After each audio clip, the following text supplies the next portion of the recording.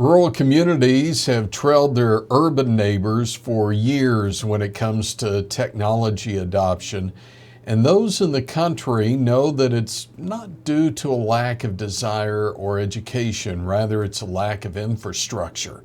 In 1936, Congress enacted the Rural Electrification Act, which provided loans for the installation of distribution systems to service isolated rural areas in the U.S. Today, it's not the issue of electricity, though, that plagues rural areas. Rather, it's reliable high-speed internet access or broadband.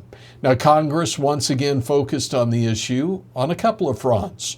One, the 2018 Farm Bill, which just passed the House, creates new broadband standards and incentives for borrowers to develop high-speed networks. Second, USDA, U.S. Department of Agriculture, provides low-interest direct loans to expand access to underserved rural areas.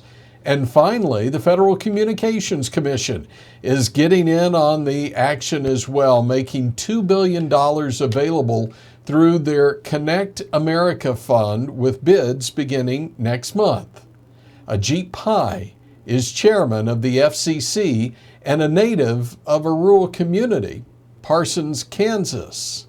He was, and they got this giant Kubota, and you got on there, and you could play around with the gears and all that stuff. And now everything it's just one big, essentially like a video game, really, just controlling it, remotely, or GPS is controlling it, and it just blows my mind. Within a generation, we've gone from old clunky analog equipment to high-tech digital equipment that doesn't even need a person.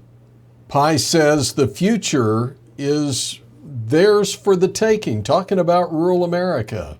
It's harder to attract the younger people to work in agriculture if the connectivity isn't there, because they just want to be connected all the time, in part because when they're doing work, it relies on technology. But also, while they're working, they might want to listen to TuneIn or check their Twitter feed or whatever it is, and so that's a part of it as well. Or play a video game while you're, hopefully you're not operating heavy equipment while you're doing it, but yeah, so I think that's one of the things too, is getting the next generation of the agricultural workforce into the economy. It relies on connectivity. It will be a top issue for this Congress as they head into the fourth quarter of this session. With another Ag News update, I'm Tony St. James.